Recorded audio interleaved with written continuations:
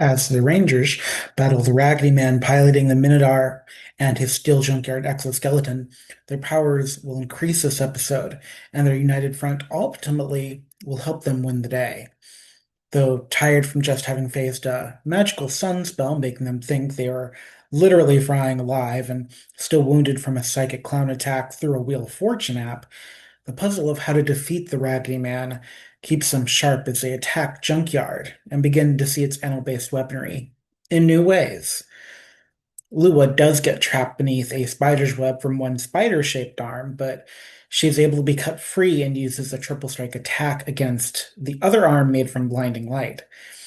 Latour's captured Star Tarot card is what it's made from, and ultimately Lua becomes the first Spirit Ranger to reach level 3 and see a floating square for just a glimpse, waiting to assist the Rangers against the Junkyard menace once it's more fully in place. Benji's kung fu abilities keep him working after a leg shaped like the head of a crow, slicing at its feathers and even fighting through a magical transformation where it becomes a lavender moth bug with venom pincers. Moving into level 3 Spirit Ranger, Benji, the pink Spirit Ranger, is granted a new power that causes his fingers to tingle and when others cannot hit past the dirtied and smoggy force field surrounding the Raggedy Man and the unmoving body of his Minotaur servant in the chest of the steel exoskeleton. Benji is able to just for a moment depower the shield, reach through, and kung fu hit the Raggedy Man in the back of his head, startling the villain, doing the first real bit of damage potentially to the Raggedy Man ever. Unfortunately, it does leave a sort of scent behind. Mabe faces a formidable foe of a back piece Ferris wheel that transforms temporarily into a large seal like creature. Though tangled on occasion, Mabe faces fears and taunts and learns not just to speak to the mermaid spirit guides, but ultimately to give cheer and inspiration, and helps to break through the force shield surrounding the Raggedy Man. As each ranger that advances to level 3 cracks the shield even more, as they all unify against the foe with one heart. Ophelia gains a slamming effect at level 3 called the Rapidash Hoof, as the spider she'd seen transforms into a fiery horse at level 3. And as Mabe learned, all of these transformations are because her spirit guides are starting to warp the battle in the favor of the Rangers to get them to level 3.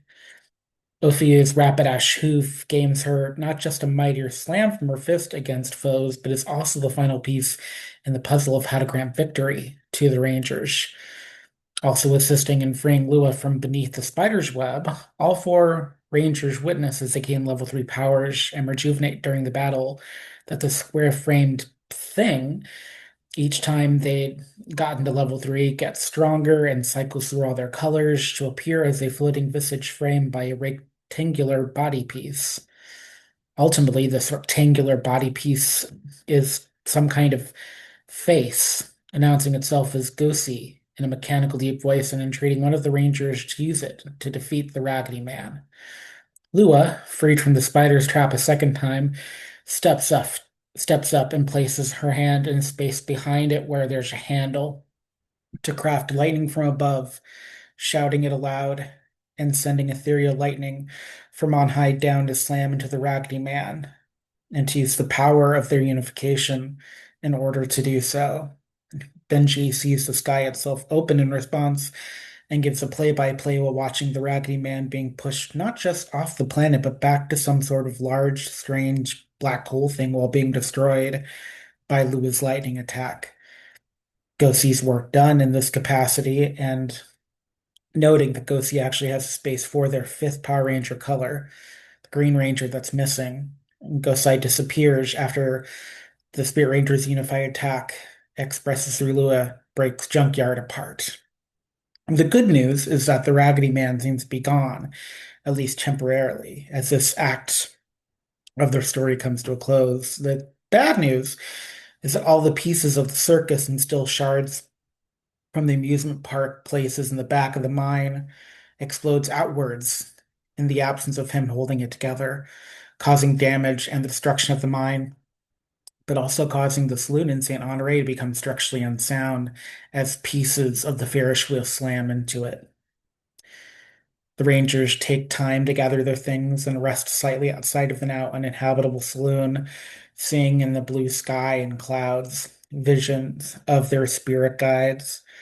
And eventually, Latour and Lewis suggest that Mabe attempts to use the train, as she currently has the train ring, and they have no other way of moving anywhere quickly. And the spirit phone Mabe uses to transform agrees. Mabe gets a phone call message called Rainbow Rush, and Rainbow Rush version 2, unlike version 1, which brings on the train bazooka, leads the groups to the railroad tracks in St. Honore, where a large psychedelic colorful train appears for them to board, large enough to bring them wherever the tracks go. And since they can't stay in St. Honore, and there's nowhere else to go but there, it's time to get out of St. Honore. They realize once on the train that the tracks themselves are headed toward Angel Grove, and as they enter the dead city, passing by the car stolen from Ophelia on the outskirts and reminding her that both the car and her phone are dead. The Rangers are greeted by a personalized escort of semi-geared up military-style personnel with purple warthog patches. They'd seen these patches before on several Jeeps while trying to spy and gather intel about Angel Grove through the hacked cameras. This military envoy informs them they'll be going to see Mayor Bulkmeyer as the train breaks down around them, and they're told they'll be either escorted to the mayor or escorted to the edge of town. The choice is theirs, but those aren't the two choices they have. Lua notices an unaged 19-year-old Skulovich spying on them from blocks away and seemingly going in and out of hidden locations in order to do so without notice. Lua also notes a building seems to jump and move 3 inches to the left, and Mabe notices that the response to this jumping building from the personal walking escort is more exasperation than revelation and a phone call into a walkie-talkie.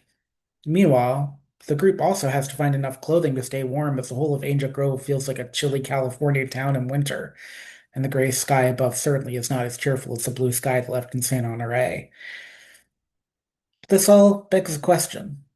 As the next chapter of their work starts, what will they learn from Mayor Bulkmeyer, and why do they only see Skolovich in fits and starts? And what of the odd claw marks that Ophelia sees that look like they could have been made by a very, very tall wolf?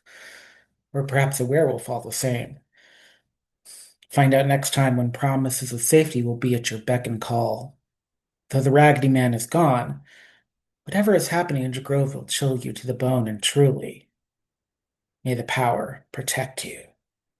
See you then.